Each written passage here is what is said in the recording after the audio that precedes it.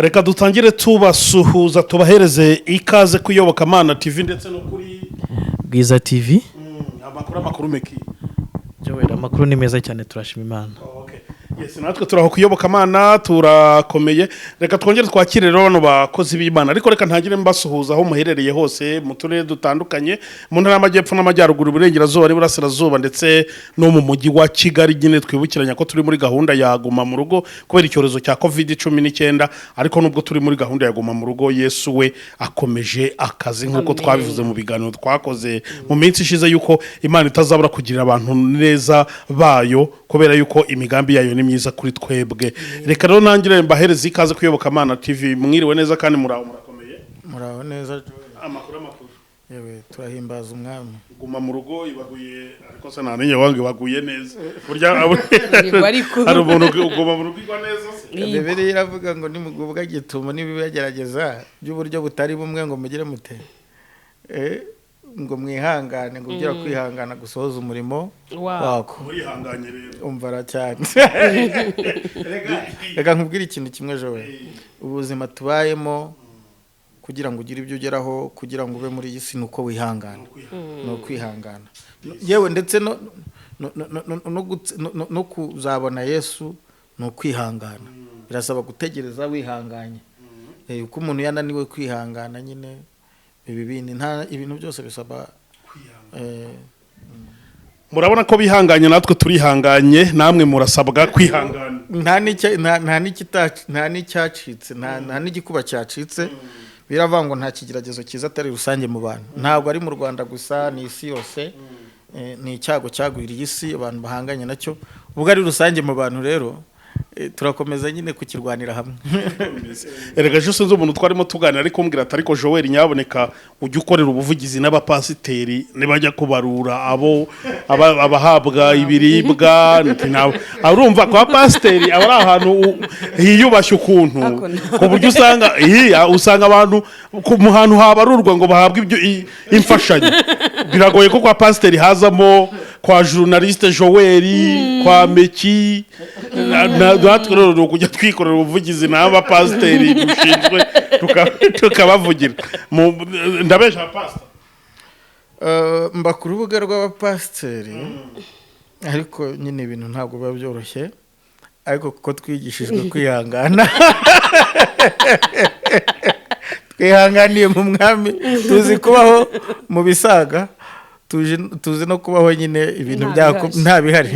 Niko Paulo yavuze ngo twigishijwe kubaho mu bisaga, ngo ariko twigishijwe no kubaho nta bihari. Ubu butumwa burareba cyane ababaruzi babarura abantu bazajya bataruka abantu nabo agende batureba mu midugudu amezi 10 arashize insengero zifunze. Wenda nibarije pastor nta icyacumi cyarashize cyatuwe. Nyegereza mikoro ntunge hano nde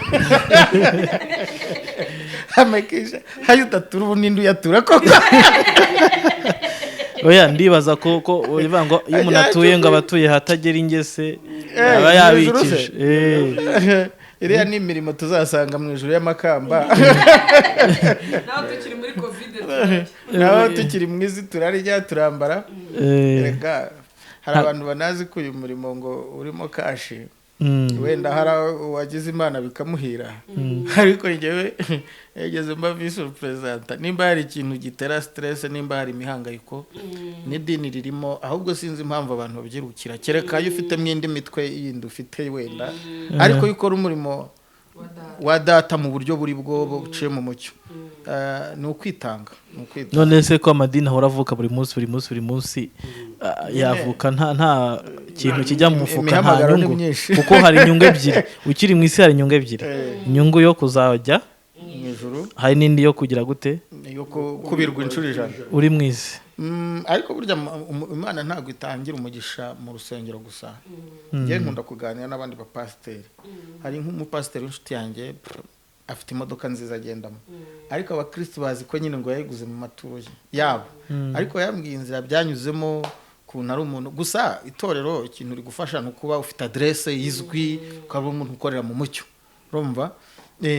Ariko gift nyinshi abapasiteri, ibintu byinshi abapasiteri bafite ni na gift ziba zaturutse hirya y'itorero kuko nk'iyo modoka umuntu wayimuhaye ni n'umuntu udasengerwa nta nubwo rwose anasengera muri aya madini y'abarokore ni umuntu yasengeye kwa kundi Imana uwo munsi no guhuza n'umuntu aramubwira ati rwose ahura n'umusamariya mwe w'umunyembabazi ubu rero nanjye nimubona naguze akamodoka muzavuga mutamaturo barayirwaga kuri YouTube naho ntibamenye ko ari umusamariya mwiza mwahuye nabyo rwose wasanga kuri YouTube bayakuzanira wasanga kuri YouTube hari ukuntu bigenda fara simbizi nimba hari uburyo mujya mushyiraho igiturisho kuri YouTube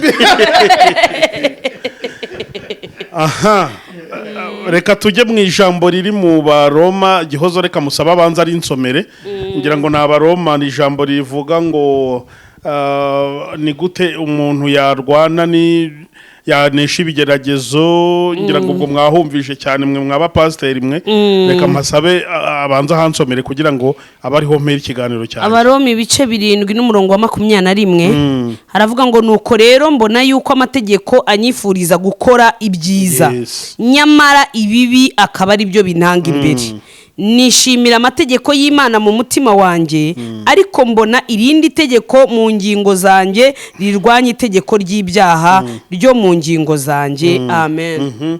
Ijambo ry'Imana riti dushaka gukora ibyiza nyamara ibibi bikadutanga imbere ati kamere irwanya icyaha ibi turimo nyamara byagira mu mubiri bikanga tukasanga ibyo twashakaga gukora sibyo twakoze ni gute umuntu yanesha ibigeragezo cyangwa yanesha ikibi kiba kiri mu muntu nicyo kiganiro wenda dushaka ko tuganira.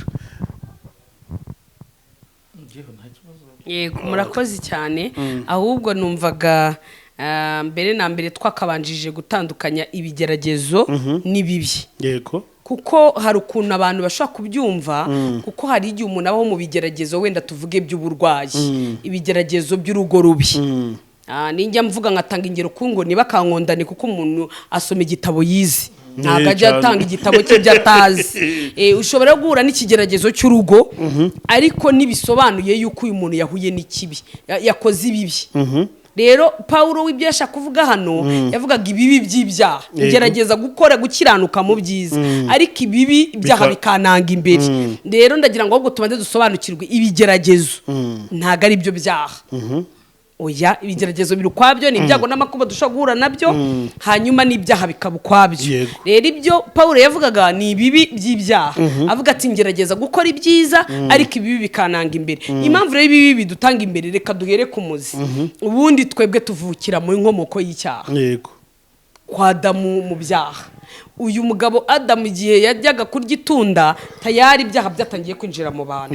Rero aho ngaho tuvuka ubwaho kuhava ntago byoroshye turahakurira. Dawidi niwe wavuze amagambo akomeye aravuga ngo mu byaha munda mu byaha niho mama yambyariye bisobanuye ko tuvukira muri kamere y'ibyaha tuvukira aho babarangwa aho batukana aho barakara aho bakora ibibi.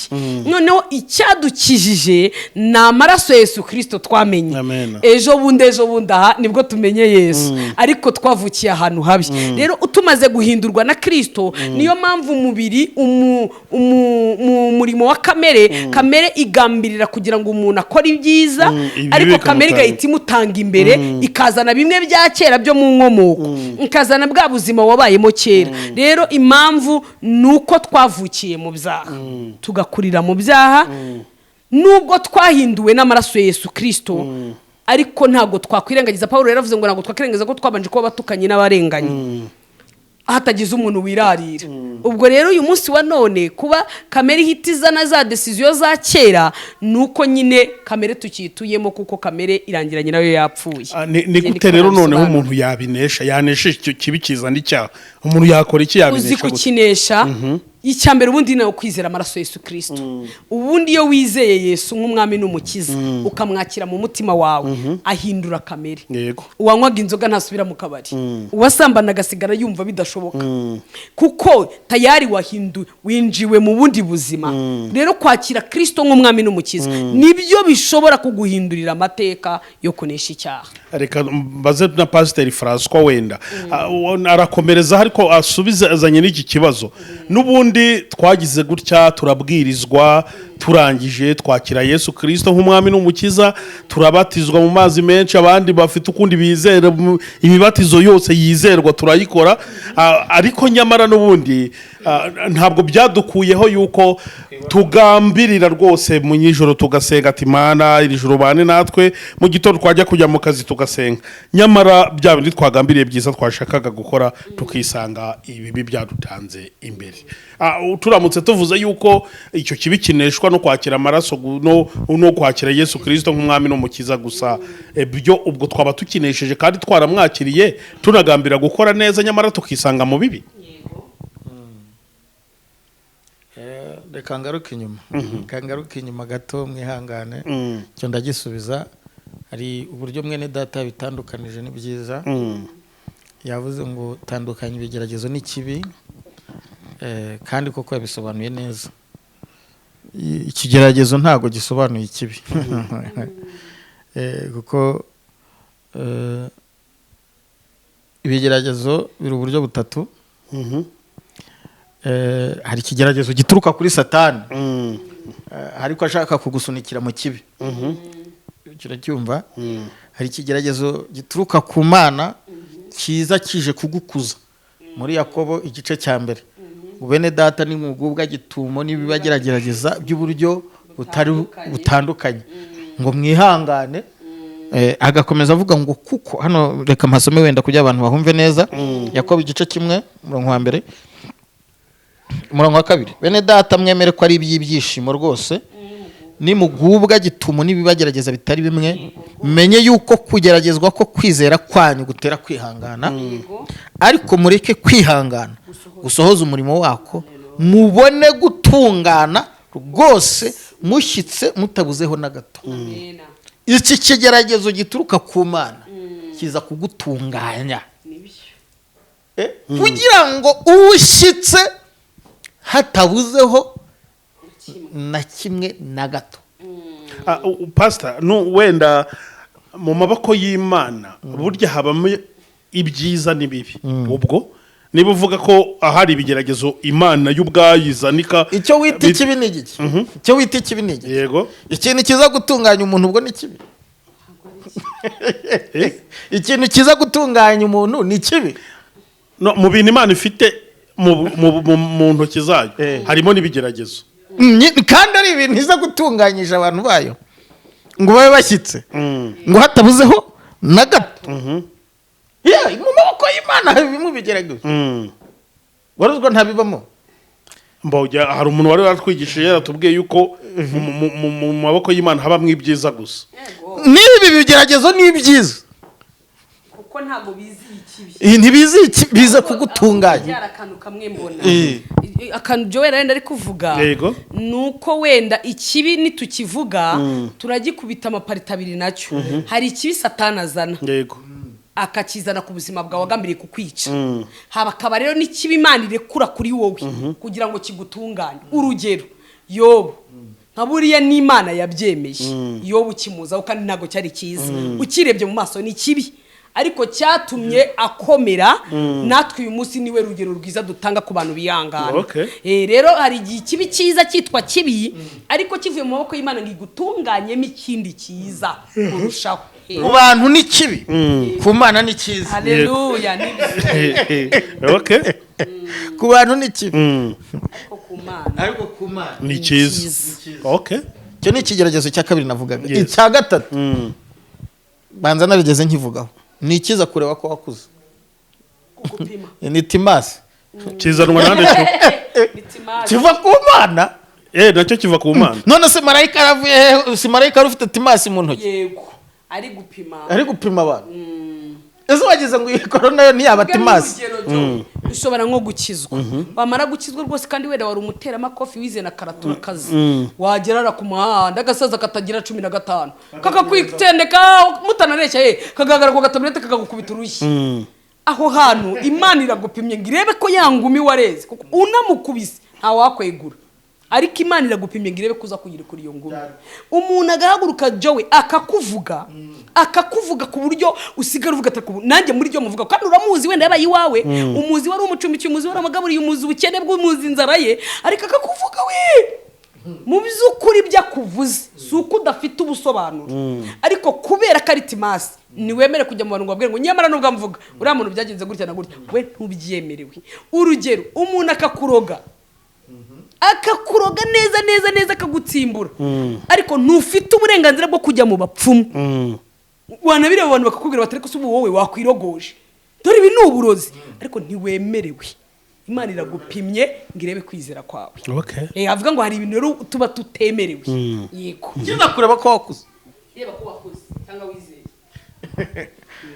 Nkunda kutanga urugero, kajya kugura nk'uko izi ngero zose atanga muri butike, ukagura biswi bahaye 1000, bakakugurira bino magana ngahe, 900. Ati Imana irasubije, nawe wapimwe. Timasi yacishijwe imbere yawe, ibiro bigaragara bitagize gute, kandi iyo bisanzwe ukayajyana nyine biba bigaragaje menimeni tekeri ufariseri wagaragaye ko udashyitse. Nturapimwa. Narapimwe.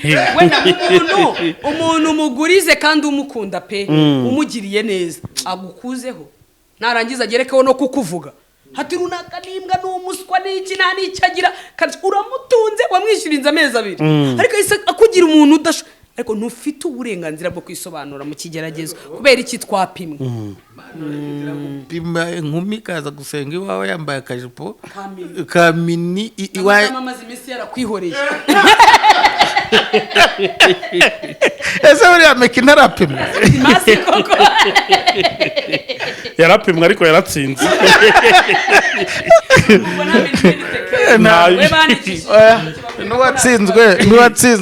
Nuwatsinzwe haracyari ibyiringiro. Burya ari hatari. Aho birengeye niho birengurirwa. Nukongera ugahaguruka ikibi, Bibiliya avuga ngo ntizemera ko umutsiranutsi wagira ate, ariko naha yagwa ntazarambara. Yego nibyo agazahombana. Oya, natse ijambo ry'Imana rivuga ko tutazahombana cyaka naho yagwa ntazarambarara. Yego, ntabwo azarambarara. Si byose wari uvuze ngo ntazahombana. Iki ni ikigeragezo cya 3 kiza kureba ko wakuze. Noneho rero iki kintu wavuze ngo ni gute nanesha ikibi. Paulo yagerageje kubisobanura ndetse na mwene data yabisobanuye. Aravuga ngo turwana n'uyu mubiri, yego, tukagana n'isi na Satani. Ni ibintu biki. Ariko rero nubwo abantu bajya bibwira ko kurwana na Satani ari cyo gikomeye cyangwa n'isi, ikintu cya mbere gikomeye burya ni umubiri. Kwirwanya ukinesha, kwirwanya ukinesha wowe.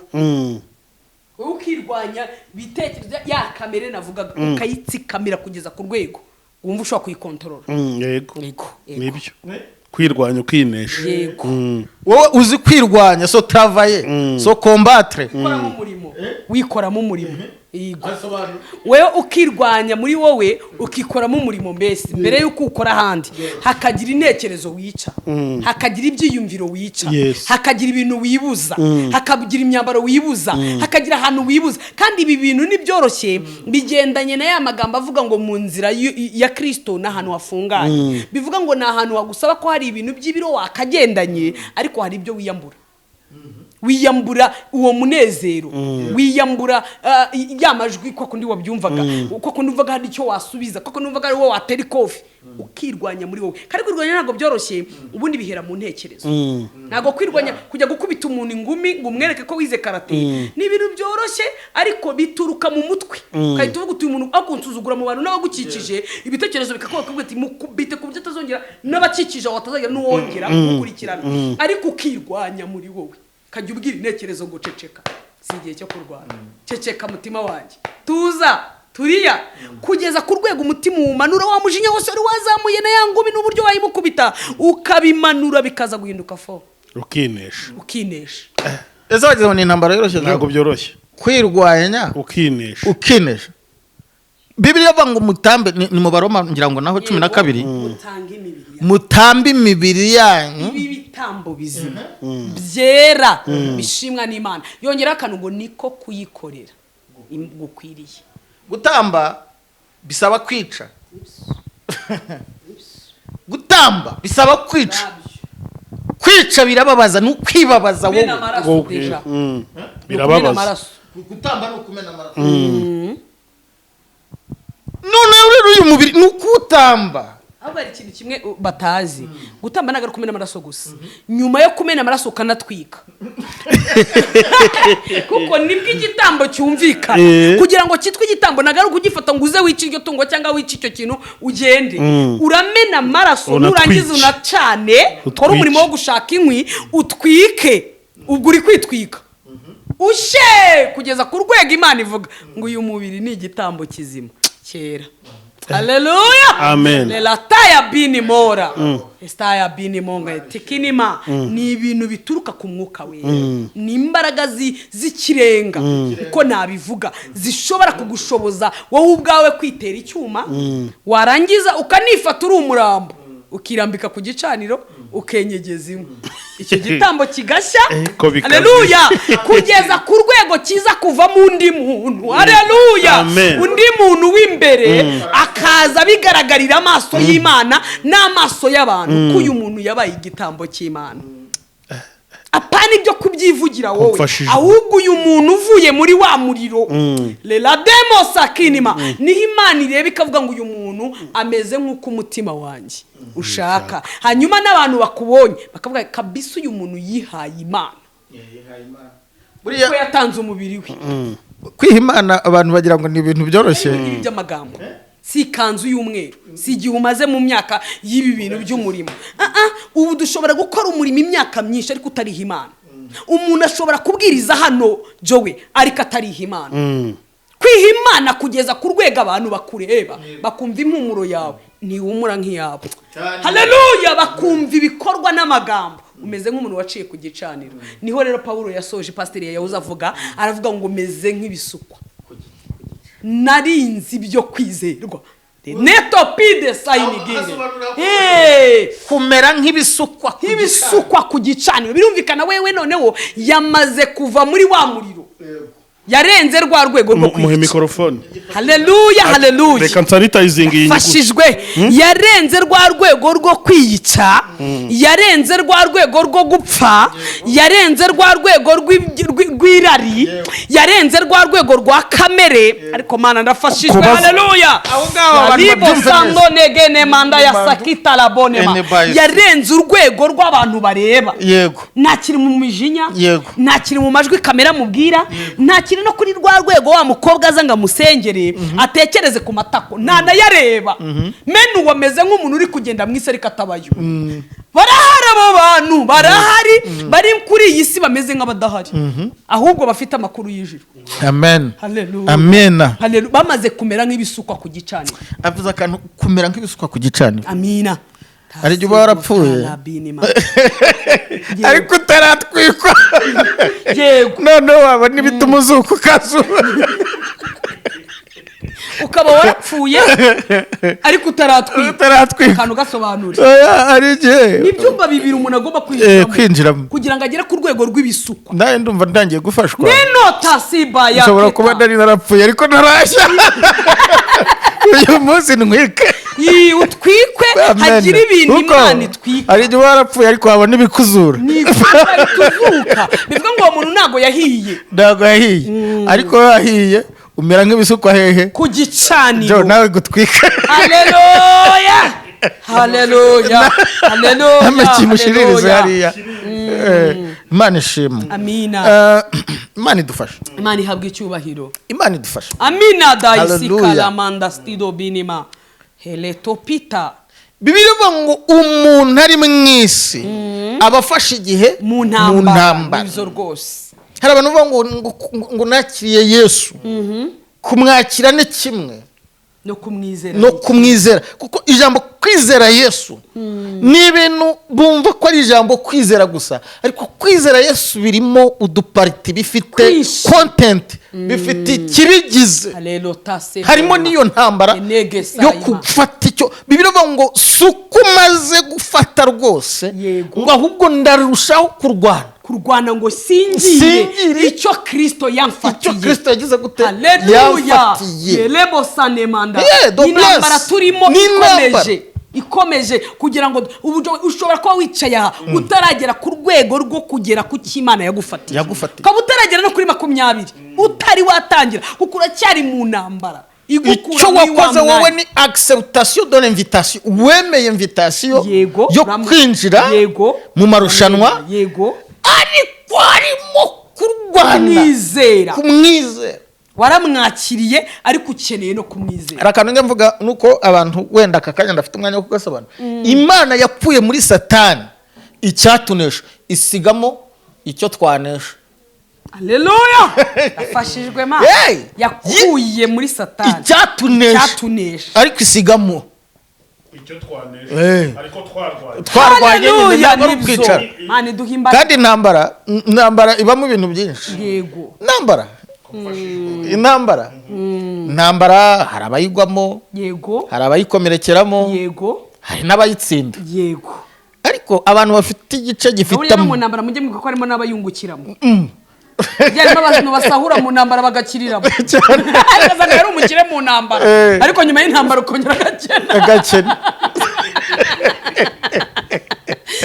nabo mujye mubibuka cyane intambara yego ariko abafite amahirwe n'ibyiciro bibiri uwakomeretse akihutira kwivuza yego ntamere nk'aba mwami wakomerekeye mu igare ngakomeza akavirirana disi hari abantu bihanganiye mu igare bihanganiye mu byubahiro barimo bihanganiye mu myaka bamaze mu gakiza bararashwe ariko ntibashaka kwerekana ko yagize ute bakomeretse muri rimwe ravuga ngo nemera intege nke zanjye kandi umva ngo ikindi pastor ndi imbere y'iyi kamera nemeye intege nke zanjye yego pastor yego ni ikindi abantu batazi nta nubwo umuntu ashobora kuraswa atagiye mu rugamba ntibishoboka hari umuntu bari basanga mu rugo urugamba ruriho yibereye mu rugo ariko umwana ngo bamurase ni gace cyane buriya n'uwarashwe ku rugamba ntimukamwite feke yes nibura yari yagiye no mu rugamba uzavuga ko warashwe ze nta n'urugamba wegeze ujyamo noneho ukabona abantu batari bagera no ku rugamba nk'urwe baraje ngo ariko runaka ngarashwate ngo yewe ngo abakozi b'Imana bishyigiye ngo ntawe tuzizera wowe uzitere yarwaniyeho uzabarwana nabo uzi isasu na bombe uzi kurara mu ishyamba bari baraye mu nzu ntabwo rego haraswa umuginga haraswa umuntu uzi kurasa uzi gupima aba yararwanya urugamba ntabwo haraswa umuntu reka ntabwo haraswa umuntu woroshye haraswa umuntu w'intwari bagakubita mu cyiciro iyo tugize umugisha rero ntagapfa burundu tubona yongeye kuzura umwuka hari amahirwe yo gukira ibikomere hari amahirwe kandi bosi utwangaje mu kazi afite abaganga afite abadogiteri icyo shima Imana abanzi bacu bamenye aho turasirwa ariko ntibamenye aho tuvurirwa Yohana 5 haleluya haravuga ngo andeza golobote kede la mosoke tano ngo nawe umuntu yaba yararashwe mu mitangone manga ya wumva iryo jamba naho yaba yarapfuye azongera beho Imana ishimwe haleluya intambara yo mu buryo bw'umwuka Yesu shimwe harimo nuko nabapfuye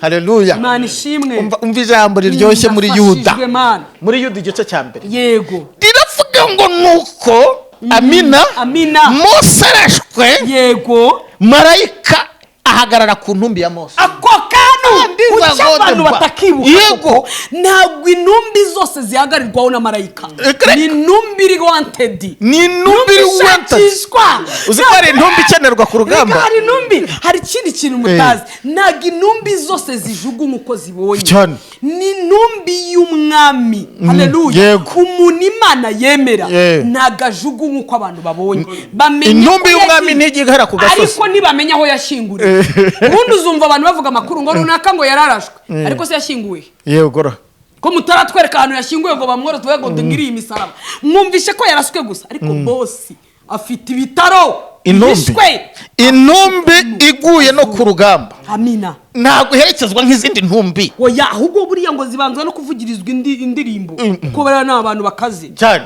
bakazamura ibendera ry'igihugu kiwabo noneho yari umufisiye bakazamura ibendera bazamura ibendera barasa amasasu bagira bati ahubwo kandi kashya namenye kandi nkamenye vuba ahubwo abakazi bazansobanurira ngo barasa no mu mvu bagakubitiramo abazimu hararaya ntagashyirwa nk'abantu basivire neva yari umusirikare wowe ariko muzi ntumbi imana yahagazeho muri iyi minsi uzi intumbi imana yahagazeho ukuntu ari nyinshi muri uyu mwaka wa 2020 ngo zari gusandara zikanukirwa intumbi robreze haleluya robreze icyo isobanura robreze sazi icyo bivuga ndafashijwe uziko nanjye ntangiye gufashwa robreze zahagazweho cyane robreze zari zirimo nyinshi kandi noneho ziri mu byiciro bitandukanye zikorera mu maministeri atandukanye zikorera mu madepartement atandukanye hari izikomeye ziyo ariko ikaba intumbi nyine igakomeza ikavuga ariko agakomeza akayihagararaho reka dutanga ubu butumwa amina wowe uri intumbi imana yahagazeho igorata edreze nicyo gihe cyo kuzuka nicyo gihe nicyo doperesike nicyo gihe cyo kugira ngo intumbi ziri redromeni zibe sensere drodeka imana ishimwe nipa isika tuta beleze kitre devo itike sisike ninima hezekeri yerekwa amagufwa nubwo bifite icyo byasobanuraga nk'abisiraheli batatanye mu mahanga ariko mu buryo bw'umwuka zari intumbi ziri aho ngaho amagufwa yumye ngo umwami aramubaza ngo mbese buriya azabaho aramusubiza ngo niwe ubizi mwami abantu bareka amagambo witeka niwe ugize uti nibareka ijambo niwe ubizi rya nyuma niwe ubizi afite ukuntu yazihumekeramo afite ukuntu yakohereza zikirere akamubwira ngo ngera uhumeke uvuge ngo nimubeho intumbi kazuka ndumva nshaka guhanurira intumbi mu izina rya Yesu nanjye numva ni mu mavuta hanurira intumbi haleluya yemwe mwantumbi mwe nimwumva ijwi Uwiteka nimwongere mubeho igihe cyo kongera kuvuga ngo nimubeho imitsi nibazeho inyama nizibazeho amavuta nabagarukeho Mwuka Wera nakugarukeho aho wanesherejwe uhaneshe aho watambutse ubyuke haleluya haleluya imana ishimwe yanga enitaya sire ngaho zuzuza umwuka zitambuka haleluya manuri umwuka ngo turuke iburasirazuba n'iburengerazuba uko ni ukuri amajyepfo n'amajyaruguru ngo usubire muntu haleluya seketia bongere babeho mirimo y'Imana ikomeze haleluya bongere baba bavuga butumwa Imana ishimwe haleluya bongere baba bahanuzi bakomeye bongere basubire mu makorari Imana ishimwe bongere bubaha Imana Imana ishimwe tutadoza nemasuwa uziko mbonye intumbi zizuka Imana ishimwe bonye zisubiye mu mirimo bonye zisubiye guhanura bonye zisubiye kuririmba bonye zisubiye ku gatuti hari zari zarakitse mu rusengero bonye zisubiyemo zirongeye ziratangiye zirakora uzikora n'intumbi yateje nani habwa icyubahiro ariko hari madoni mangotoke hari marayika wahagaze ku manishi Yesu nibyo ari marayika uhagarara ku ntumbi ariko si yari yose n'iz'abasirikare n'iziri mu rugendo ni intumbi twagoranye twagendanye intumbi zakoze umurimo ntabwo ari intumbi zose barwanira zose bahagararaho ntabwo ari zose ngo barasira mu mvu reka nimburi intumbi ukabona ikiguhagazeho nuko burya wegeze kuba mu gisirikare nuko warasiwe nimba alodreze enomonia uri redre detail ninitayi nuko wari umusirikare ko ni ukuri nuko wari umusirikare intumbi Imana ubu ziri kumva ikirimo ziragize igisobanukiro zaho zinaha Bibiliya kuvuga gatanu Yohana ndongera mpagaruka ngumva iryo jambo wumva rino jambo turi kuvuga wumva Kristo haleluya ngo naho yaba yarapfuye azongera enisire muri Kristo harimo kuzuka muri Kristo harimo ubuzima haleluya sekete no bobobo haleluya ni igisirikare cyacu gitandukaniye n'ikisi niyo umuntu arasiwe ku rugamba yego akemera intege nkeya yongera kuzukira muri Kristo.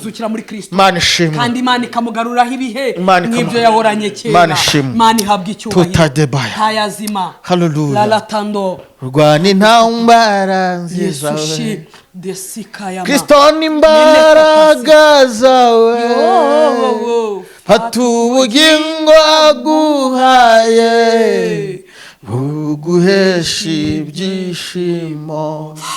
Amina. Imana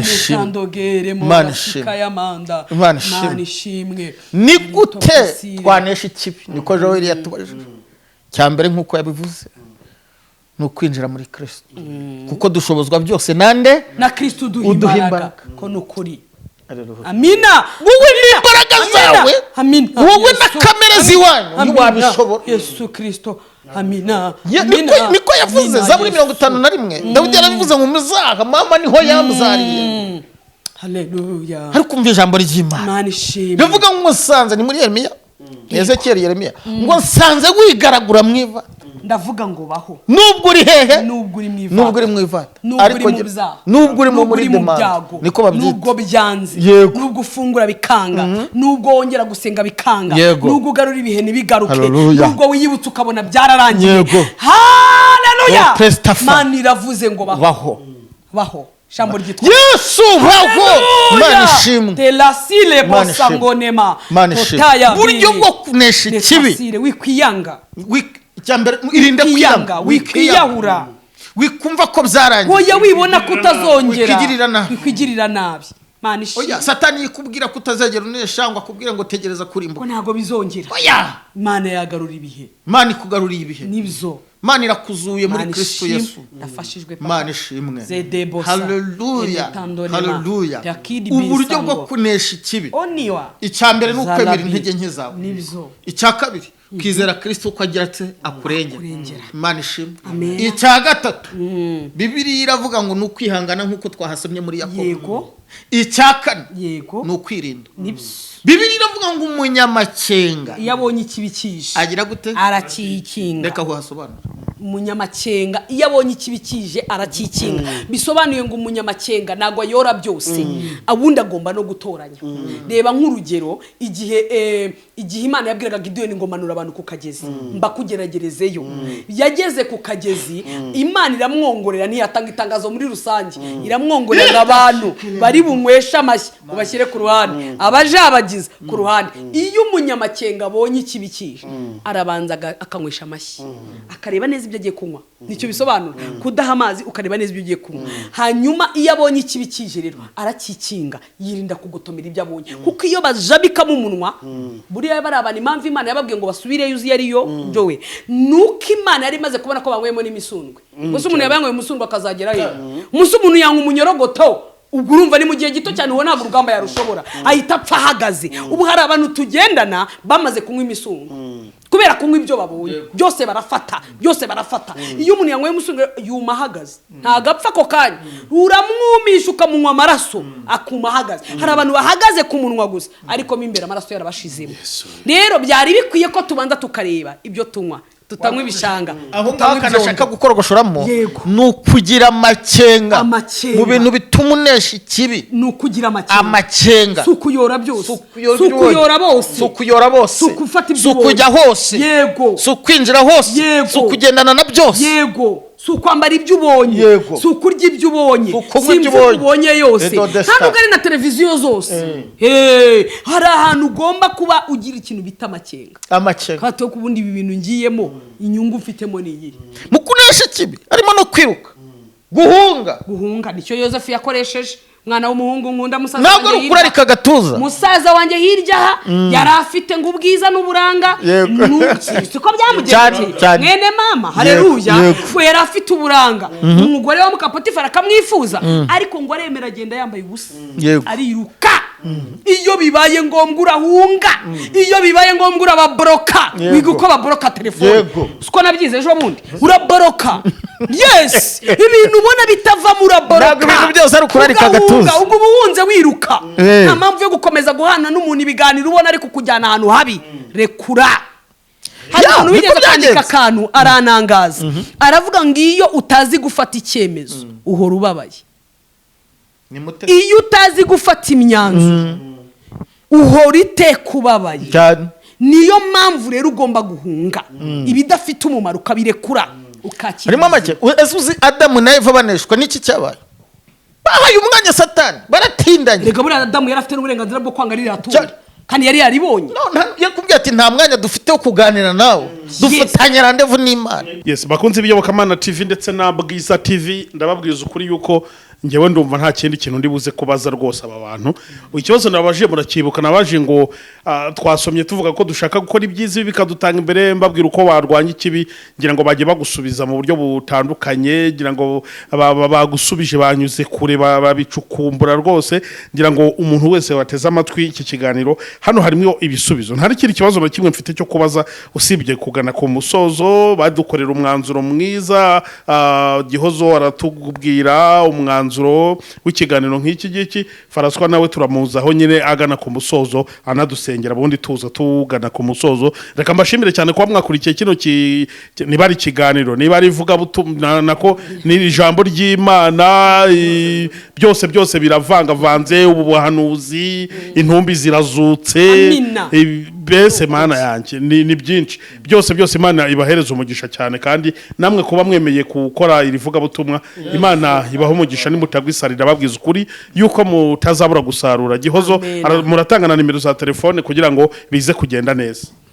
Ngewe ikintu cya mbere naheraho ni ukubwira abantu ngo ibyo wemeye ubikomeze, kandi uwo wizeye numurekure, kuko afite imbaraga zibasha gukiza, agagukiza ikibi, akakurwanirira intambara ku buryo ubasha gutambuka, kandi atari uko wakiranutse ahubwo dukiranukira muri we. Haleluya! Kwitwa abakiranutse tubikura kuri we, kandi arashoboye. Imana ibaho umugisha. Igihozo Josiane, amanimero yanjye ni 0783 04 99 59 cyangwa se plus 250 7 8 04 99 Yesu abaho umugisha.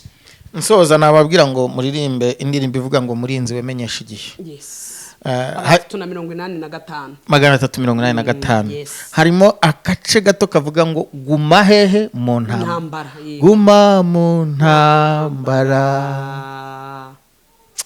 Guma mu ntambara mwe. Hari abantu bavuga ngo ndacyabazi byaremwe byose bisubiza bica biti, uru rugamba ruzashira. Guma mu ntambara. Amina. Reka dusoze. Haleluya. Imana ibaho umugisha. Nimero yanjye iteranya 250 788 35 38 35. Uretse ko wajya unazibaza Joel, abazizi cyangwa Meki, abafite contacts zacu, kandi Imana nawe ibaho umugisha. Nukuri muzasarura kubw'uyu murimo. Yesu abaho umugisha. Reka dusoze dusenga. Mu izina rya Yesu, wadusigiye isezerano ngo ntudusize twenyine, uko wari uzi intambara turimo turwana. Ndagira ngo uzatwoherereza umwuka wera, uwo niwe uzadushoboza, ngo niwe uzaduha, ngo icyakora umwuka wera nabamanukira muzahabwa imbaraga. Reka umwuka wera amanukira abantu bose bazakurikira kino kiganiro, bahabwa imbaraga zo kunesha mu izina rya Yesu Kristo. Natwe ubwacu twabwirije umwuka wera arushaho kutumanukira. Haleluya. Aganza ategeke ndetse n'aba banyamakuru mu izina rya Yesu Kristo. Amen. Amen. Shalom. Ere God. Amen.